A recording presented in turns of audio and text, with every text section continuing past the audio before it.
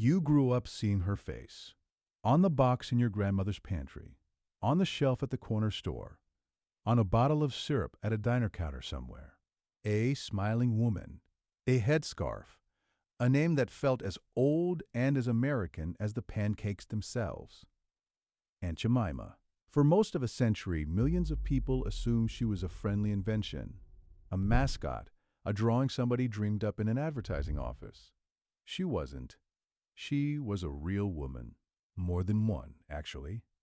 Real women with real names, and in at least one case, a real recipe, and when a company built an empire on their faces, those women and the families that came after them got almost nothing. Not the fortune, not the credit. In some cases, not even a marked grave. Here is the part that should stop you. That wasn't a one-time theft. It wasn't a single company having a single bad century. It is a pattern that runs 3 centuries deep through American food. And once you see it clearly, you cannot stop seeing it. The recipe, the technique, the flavor, the face. Black genius on one side of the ledger and somebody else's fortune on the other. Tonight, we are going to count 15 of them. 15 times a black cook created the thing, and someone who wasn't black cashed the check. With names, with dates, with the money. Let me say the thesis plainly, because this channel does not do vague. Black cooking is arguably the most valuable gift one group of people ever handed American food, and it may also be the least paid for. We are not going to argue that in the abstract. We are going to prove it 15 specific times, and everything under it is checkable. Here is where the numbers and names come from, and it matters, because a story this angry-making only works if it holds. The record. Culinary historians like Adrian Miller and Michael Twitty, who spent careers documenting exactly this. Trademark filings and corporate histories, estate records and cemetery records, actual lawsuits, the ones the families managed to bring, and the many cases where they never could. And I am going to be straight with you about what is firmly documented and what is genuinely argued. Some of these stories are settled fact. One of them, the origin of fried chicken, is honestly contested, and when we get there I will tell you so, instead of pretending otherwise. That honesty is the whole deal. If a claim is shaky, you will hear me say it is shaky. Somebody cooked it, somebody else got rich. 15 times. Let's count. Number 15. James Hemings, the chef history, walks straight past. If you know the name Hemings at all, you probably know Sally Hemings. Her brother James is the one who belongs in every history of American cuisine and almost never makes it in. James Hemings was enslaved by Thomas Jefferson, and when Jefferson sailed to Paris as the American minister to France, he brought the teenage James with him and had him trained by French caterers and chefs in the most refined kitchens in the world. James Hemings learned classical French technique at the source. He became the chef de cuisine at Jefferson's Paris residence. Then he brought it home. When people tell you a version of macaroni and cheese, of whipped meringues, of ice cream, of delicate French sauces, entered American fine dining through Monticello, the hands that actually executed that food were his. He ran that kitchen. He trained others in it. He is a strong candidate for the man who popularized macaroni and cheese in this country. The dish now so bound up with American identity that it shows up at nearly every Thanksgiving table in the South. When Jefferson served refined French food to shape the taste of a new nation's elite, that food came off James Hemings' stove, cooked to a standard he had learned in Paris and could execute better than almost anyone in America. And here is a small, devastating detail from the record. When Hemings finally left Monticello, Jefferson had him write out an inventory of the kitchen equipment, an accounting of the pots and pans, so nothing would go missing. The knowledge in the man's head was worth more than everything on that list combined, and it is the pots that got carefully counted. He negotiated for his freedom, and got it in 1796, one of the very few people Jefferson ever freed while alive, and only after James agreed to teach his craft to his replacement first. He was free for about 5 years. James Hemings died in 1801, apparently by his own hand at around 36. French chefs of his generation got canonized, their names attached to techniques and dishes for centuries. The enslaved American, who trained in the same rooms and carried that cooking across an ocean, got a footnote if that. This is a sensitive story, and it deserves to be sat with rather than rushed past. Number 14. Hercules Posey, the most famous chef in America who decided he would rather be free than famous. Long before the celebrity chef existed as a concept, George Washington had one. His name was Hercules Posey, an enslaved man who ran the kitchen at the president's house in Philadelphia and was, by the accounts of the time, brilliant at it. Visitors wrote about his food. He was allowed to sell leftovers from the presidential kitchen and reportedly used the money to dress immaculately. He was, in the plainest sense, a star, the head of one of the most important kitchens in the young country. He was also property. And Washington, aware that Pennsylvania law could eventually free enslaved people who stayed in the state too long, rotated his enslaved workers back to Virginia to reset the clock. Hercules understood exactly what that meant. On Washington's birthday in 1797, with the household distracted by the celebration, Hercules Posey walked away and vanished into freedom. And Washington, who wanted him back badly and made efforts to find him, never did.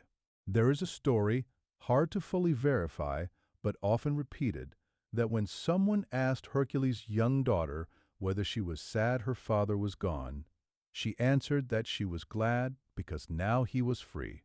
True or not, it captures the trade exactly. Sit with the whole shape of it. America's first celebrity chef looked at fame in the president's kitchen and correctly decided it was worth less than his own life. The food he made helped build the mythology of the founding table. The image of Washington as a gracious host presiding over a great American feast. The man who actually cooked that feast is a name most Americans have never once heard spoken. Number 13. Melinda Russell, the woman who wrote the book and almost disappeared anyway, we tend to be told the first American cookbooks were written by genteel white women in big houses. In 1866, a free black woman named Melinda Russell published a book called A Domestic Cookbook, filled with careful, sophisticated recipes she had used running her own pastry shop and boarding house. It is, as far as the record shows, the first cookbook published by an African-American woman in the United States.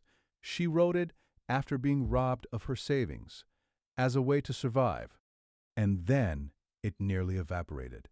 For well over a century, almost no one knew it existed. A single surviving copy resurfaced only because a culinary historian tracked it down decades later, which is the entire problem of this video compressed into one object. A black woman documents her own genius, in her own words, in print, the most permanent form available to her, and the culture still manages to lose her for 100 years while carefully preserving the cookbooks of her white contemporaries. Her recipes were not simple survival food either. They were refined, technical, the work of a professional pastry cook who had run her own business. She did the one thing that was supposed to guarantee credit. She wrote it down and put her name on it. It still almost wasn't enough, and it is only luck in one determined researcher that it was enough at all. Number 12. Rufus Estes, who cooked for a nation on wheels and wrote his own name into history because no one else would. Rufus Estes was born enslaved in Tennessee in 1857. He rose to become one of the most respected chefs of the Pullman railcar era, cooking for the wealthy and the powerful as they crossed the country, and later for the executives of a major steel company. In 1911, he published Good Things to Eat, one of the earliest cookbooks by an African American, a collection of the professional recipes of a working master. Think about the asymmetry for a second. The celebrated French and European chefs of Estes' era got restaurants named after them, got written into the culinary canon, got remembered and studied for a century as artists.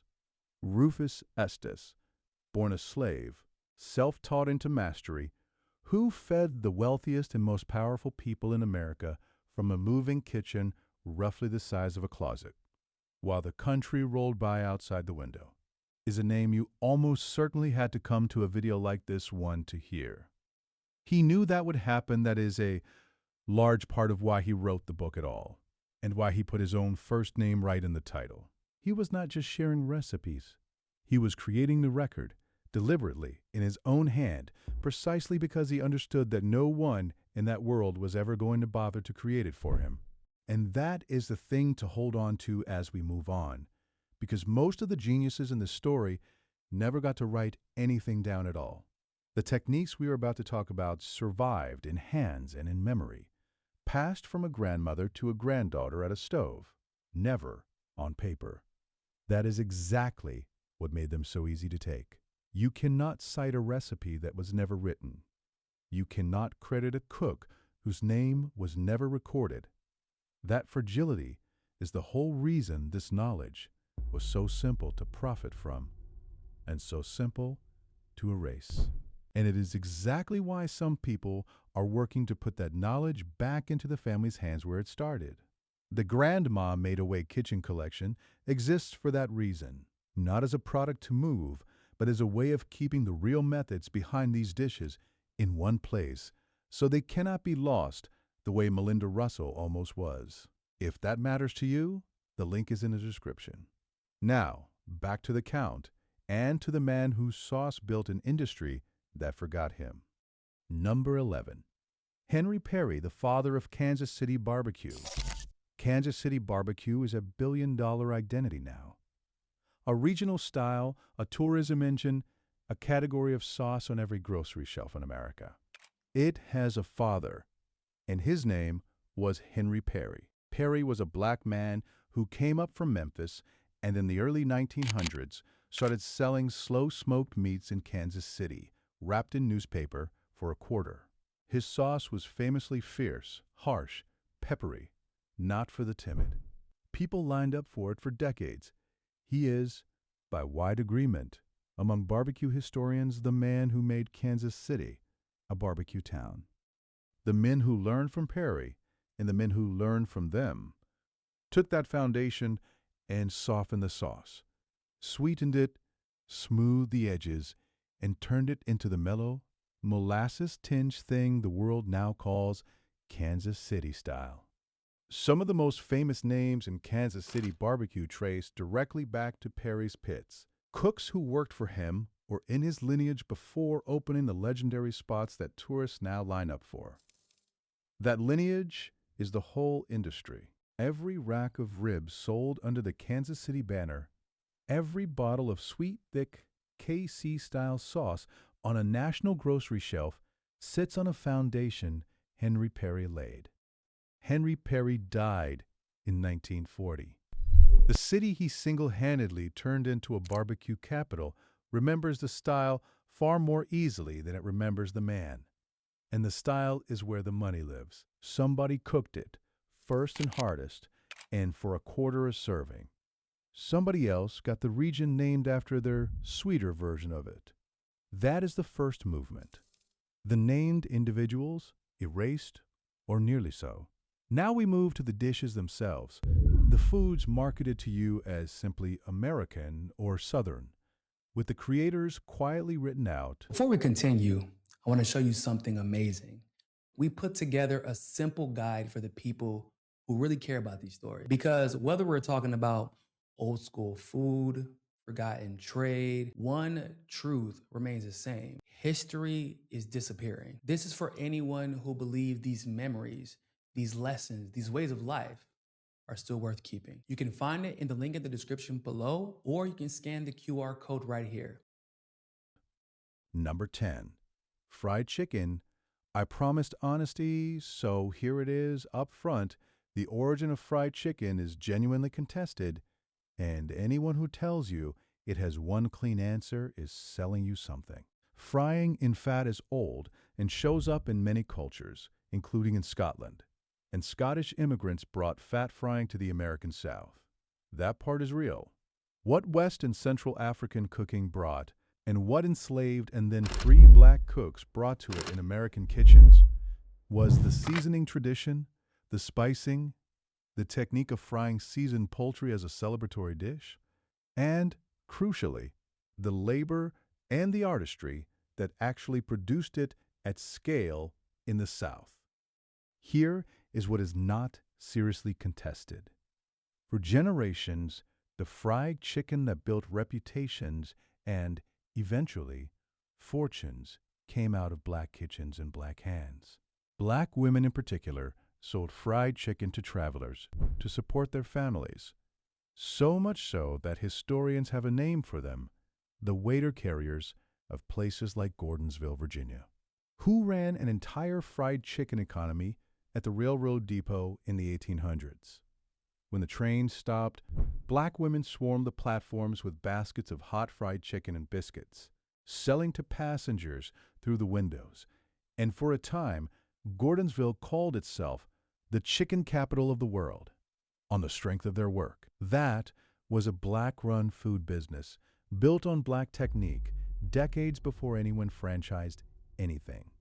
And when fried chicken became a franchised, globe-spanning fortune under a white-suited colonel and the brands that followed him, the people whose grandmothers had perfected it at the depot and the church supper and the Sunday table were not the ones who ended up owning the empire. The debate is about the very first fry, and I will leave that debate open, because it deserves to stay open. The pattern of who profited when the dish went global is not really a debate at all. Number 9.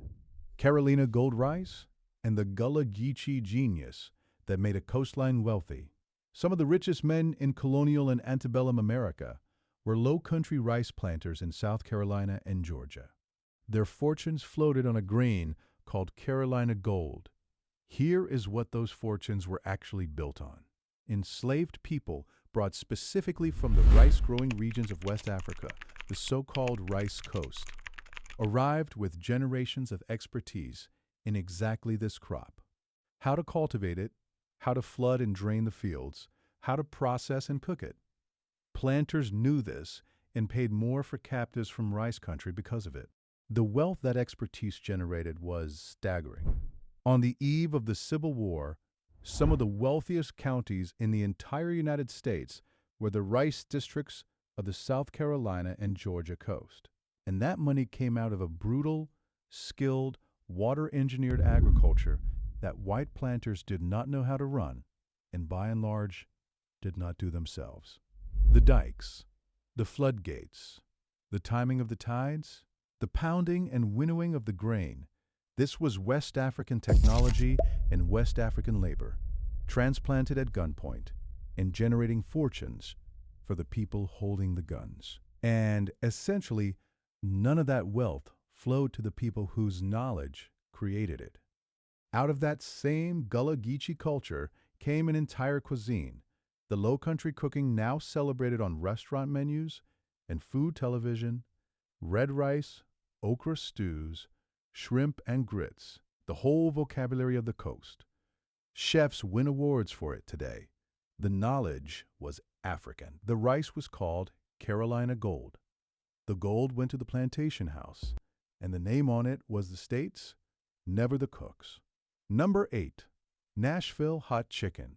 This one is documented, recent, and infuriating, which is why it sits here at the center of the video. Nashville hot chicken, cayenne lacquered, paint stripping, gloriously specific, was invented by a black family. The origin story that gets told runs through a man named Thornton Prince, and the legend, passed down in the family, is that a woman in his life, angry at his wandering, doused his fried chicken in a punishing amount of pepper as revenge. The revenge backfired. He loved it. He and his family started making it on purpose, and Prince's Hot Chicken Shack was born. For generations, the modern keeper of that flame has been Andre Prince Jeffries, Thornton's great niece, running the family business, serving heat to people who drove across the city for it. A black-owned kitchen in Nashville created and perfected an entire style of chicken, and did it in relative obscurity, feeding its own community for decades before the wider world paid any attention. Then the world noticed all at once. Nashville hot chicken became a national category almost overnight. Major fast food chains rolled out their own versions in the 2010s. It became a limited time offer, a flavor of potato chip, a food festival headliner, a thing on menus in cities that have never heard of the Prince family. An entire industry now sells Nashville hot everything, and the overwhelming majority of that money flows to companies that had nothing to do with the people who invented it. The Prince family got the credit among those who bothered to look it up. Everybody else got the revenue. The dish is named after their city. It is not named after them. Number 7. Oxtails, neckbones, and hog maws. The genius of making the discarded delicious. For most of American history, the choice cuts of meat went to the people with money, and the cuts nobody else wanted. The tails, the necks, the feet, the intestines, the maws went to enslaved and then poor black communities who were expected to survive on them. And they did more than survive. They took the scraps of the animal and through long, patient technique and deep seasoning, turned them into some of the most soulful food this country has ever produced. Oxtails braise for hours into something rich and unforgettable. Neckbones and greens. Chitterlings and hog maws prepared with a care the original owners of those hogs never imagined. Now look at a menu in a gentrifying neighborhood. Oxtails are a premium plate now, priced at steakhouse money, sold in the very neighborhoods where the families who invented that cooking can no longer afford to live. Chitterlings have become a delicacy written up in food magazines. The cuts that were once a mark of poverty have become a mark of authenticity, and authenticity, it turns out, sells for a lot. The move here is quiet and almost elegant in its cruelty. Take the food that was forced on people by scarcity, wait until generations of skill have made it magnificent, and then sell it back at a markup once it becomes fashionable. Often in a room the original cooks were priced out of. The genius was in the technique, the patience, the seasoning that could redeem a tail or a maw. The profit goes to whoever owns the lease. Now, number 6. Gumbo and the Louisiana cooking sold to the world as a regional brand. Louisiana Creole and Cajun cooking is one of America's great culinary exports, and gumbo is its crown. The word gumbo almost certainly comes from a West African word for okra, Gumbo, and okra itself came to the Americas through the transatlantic slave trade. The thickening, the technique, the layering of flavor. The entire soul of that pot draws directly on West African cooking, executed and evolved for generations by enslaved and free black cooks in Louisiana kitchens, alongside indigenous and French influences. Today, that cooking is one of America's great culinary exports, a tourism magnet that fills New Orleans hotels, a restaurant empire, a spice rack brand, a whole aisle of the grocery store.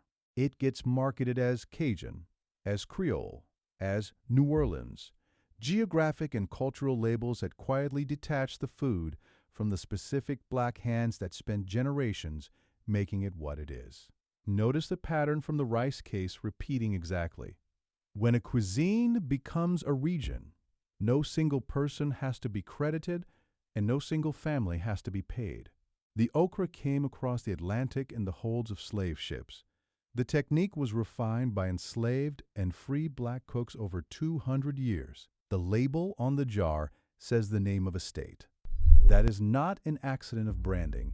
That is how a dish gets to become a fortune with no one left to answer to. That is the second movement. Whole cuisines, absorbed into American and Southern and regional, with the creators written out of the label. Now we come to the hardest movement of the three, because in these last 5 cases, the theft is not hidden in a menu or a style. It is printed on the packaging. It is a black face on the front of the box. Number 5. Rastus, the cream of wheat chef, and the real man named Frank White. For over a century, boxes of cream of wheat carried the image of a smiling black chef in a white hat. The character was given the name Rastus, a mocking, generic name for a black man in that era. The kind of name white advertisers slapped on black characters when they wanted them cheerful and nameless at the same time. And for a long time, people assumed, again, that he was pure invention. He was not. The most enduring version of that image was based on a real chef, a black man named Frank L. White, who by most accounts worked as a cook in Chicago and was photographed for the company around the turn of the century, his real face lifted and turned into a trademark. His face sold breakfast cereal for generations. His face is arguably one of the most reproduced black faces in the entire history of American advertising, printed on countless boxes in countless kitchens for the better part of 100 years. And Frank White died in 1938 and was buried in Leslie, Michigan, in a grave that had no headstone at all for decades. Nobody passing through that cemetery would have known that the quiet plot belonged to a man whose likeness was recognized in millions of homes. A man whose image moved untold quantities of product lay in an unmarked plot until a local resident, moved by the story, tracked down the connection and finally arranged for a stone in 2007. Nearly 70 years after his death, the company got a mascot that worked tirelessly for a century. Frank White got eventually his name carved in granite, long after there was any way for him to know it had happened. Number 4. Uncle Ben and the face on the rice. For most of a century, Uncle Ben's rice was sold under the image of a distinguished older black man. The company's own telling was that Ben referred to a black Texas rice farmer known for the quality of his crop. And this is one of the places I will flag the uncertainty, because the exact identity of that original Ben is thinly documented and debated. What is better documented is the face. The portrait on the box was reportedly based on a black man named Frank Brown, a maitre d' at a Chicago restaurant, whose dignified image was borrowed to sell rice under a name, Uncle. That was itself a diminishment, the old Southern habit of calling black elders uncle and aunt, precisely to avoid the respect of Mr. and Mrs. That brand generated an enormous amount of money over the decades, an image of trustworthy quality wrapped around a black man's face and a servile name. In 2020, amid a national reckoning, the company retired the imagery and the name and rebranded as Ben's original. The face came off the box. The century of profit built on it does not come off with it. Number 3.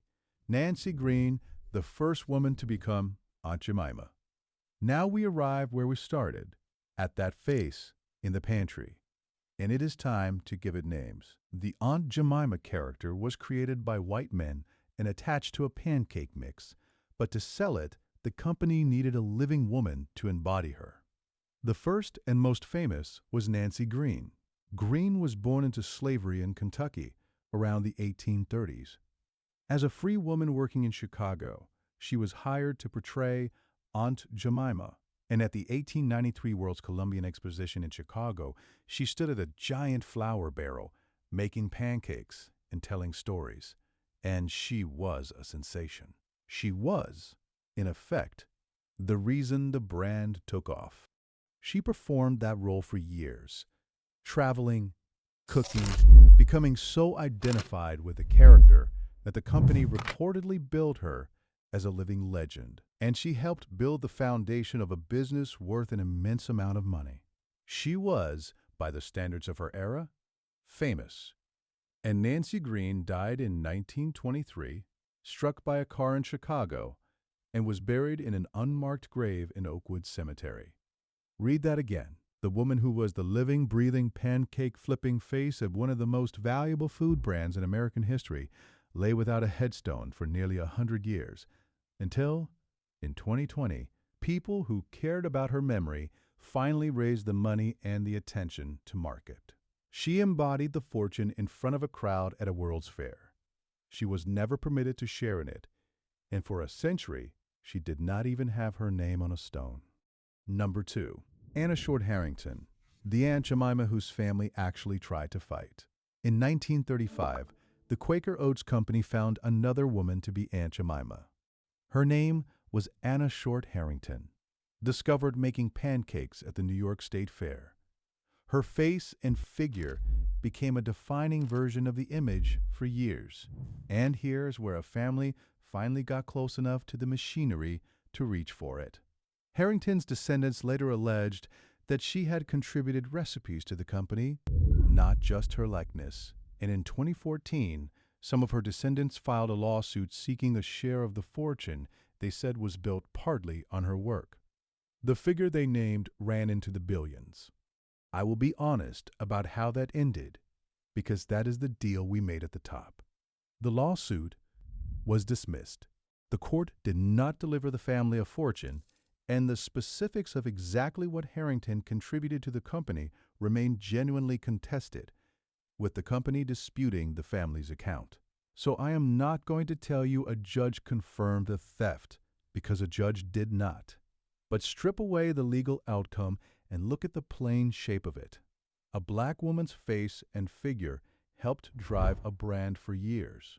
And by her own family's account, her recipes did too. And when her descendants went to a court of law to be recognized and compensated, they walked out with nothing. Whatever the precise legal merits, the human shape is the one we have watched 14 times already tonight. The genius, or the face of it, was close enough to touch. The money stayed on the other side of the glass, behind a wall of trademark law that the family could see through and never reach. Number 1. Aunt Jemima. The brand itself, and the century it took to even change the name. We end where we opened, on the box. But now you know who was standing behind it.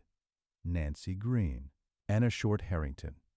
Other women across the decades who wore that headscarf for the camera, real people, real faces, in at least one family's account, real recipes, all folded into a single caricature that a company owned outright. Aunt Jemima became one of the most recognizable food brands on earth. It sold syrup and mix for well over a century. It was by any measure a fortune, and the trademark, the smiling image, the name, all of it belonged to the corporation, never to the women or their descendants. In 2020, after decades of criticism that the image was rooted in the mammy stereotype, a nostalgic fantasy of the happy black servant, the company announced it would retire the Aunt Jemima name and imagery entirely. In 2021, the products reappeared on shelves as the Pearl Milling Company, a nod to the original mill where the mix was first made. The face is gone now, and here is the quiet ending sitting underneath the loud rebrand, the part the press releases did not lead with. Renaming the brand did not make anyone whole. The families of the real women were not handed the fortune, or a slice of it, or a formal apology attached to a check. The name was retired. The debt was not paid. A caricature was lifted off a bottle, which is genuinely worth something. And at the very same time, the descendants of the women who made that bottle a household object for a century were left roughly exactly where they had always been, which is to say, nowhere near the money that their grandmothers' faces and hands helped generate. Say their names anyway, because the company never really had to. Nancy Green, Anna Short Harrington. That is the whole reason we count. So that is 15. Now let me pull the pattern out of the cases, because once you line them up, the machinery is almost boringly consistent. Watch how the money actually moved.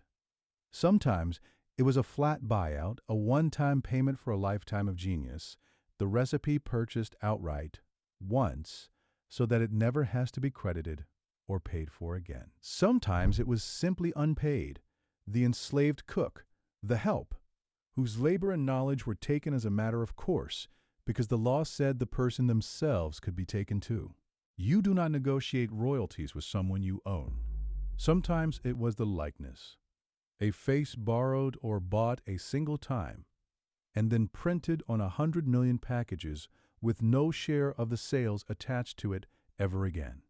Sometimes it was the trademark, and this one is almost diabolical in its simplicity, because a trademark is a legal object that outlives the human being it was modeled on. The person dies in an unmarked grave, and the image keeps earning for the better part of a century, protected by law, owned by a corporation, generating money in a world where the woman who inspired it no longer exists. And over, running underneath all of it, was reclassification. The dish quietly relabeled as Southern, as Kansas City, as Cajun, as Low Country, as American. A regional coat of paint that means no single black person has to be named and no single black family has to be paid. Because how do you cut a check to a whole region? Here is the reframe that keeps this honest, and it is the most important thing I will say. This was not 15 villains meeting in a room. There was no conspiracy with a membership list. It is something slower and, in a way, worse, because it is harder to point at. It is a culture that reliably recognizes black genius last and charges for it first. Adrift, a default setting. The company that rebranded in 2021 did not personally rob Nancy Green in 1893. It inherited a fortune whose foundation was never paid for, the same way a river inherits the water upstream. Naming that drift is not bitterness. It is just accuracy. And now the reframe that should send you out of here standing taller instead of just angrier, because if all you take from this is grievance, you have missed the actual story. The through line of all 15 is not that black cooks lost. Look again. James Hemings was so good, the founding table borrowed his technique. Henry Perry was so good an entire region built its identity on his smoke. The Gullah Geechee were so good, their expertise turned a swamp into some of the greatest wealth in the colonies. Nancy Green was so good she made a brand out of a barrel of flour. The theft is not the humiliation in this story. The theft is the proof. You do not build a century-long fortune on someone who is mediocre. You do not name a region, a category, a national dish after cooking that does not matter. Every stolen recipe in this video is a backhanded confession that the genius was real and enormous and worth taking. The money was never the inheritance anyway. The money is gone, or it is sitting in someone else's trademark, and chasing it will not bring it back. The inheritance was the knowing, the technique in the hands, the seasoning by feel, the way a grandmother could turn a discarded cut of meat into a sundae that a whole family still remembers. That never belonged to a company. It cannot be renamed. It still belongs to the people it came from, and the only way it gets lost is if it stops being passed down, which is exactly why keeping it somewhere safe matters so much. If you want that knowing, the real methods behind the dishes in this video, kept in one place so it can never again be bought, softened, or quietly renamed out from under the family, that is the entire reason the Grandma Made Away Kitchen Collection exists. Not to sell you something. To make sure the next Nancy Green's recipe has somewhere to live that a trademark office can never touch. The link is in the description. Here is where I hand this back to you, because some of you are related to one of these 15 stories without a lawsuit or a headstone to prove it. Some of you had a grandmother whose fried chicken fed an entire church, an aunt whose gumbo people planned their week around, a father whose barbecue could have been a franchise if the world had been fair, a cook whose food could have made somebody a millionaire and whose name never left the kitchen. So, say it here. Tell me the cook in your family whose food could have made someone rich, and say their name in the comments, out loud, in writing. so it does not get lost the way Melinda Russell almost did, and Frank White nearly did, and Nancy Green very nearly did. Put the name where it can be read, and if this hits something in you, the next one goes deeper. We are going to open up the brands themselves, the full corporate paper trail behind the faces on the boxes. And, after that, the soul food secrets Black grandmothers took to their graves, the techniques that never made it into a single cookbook.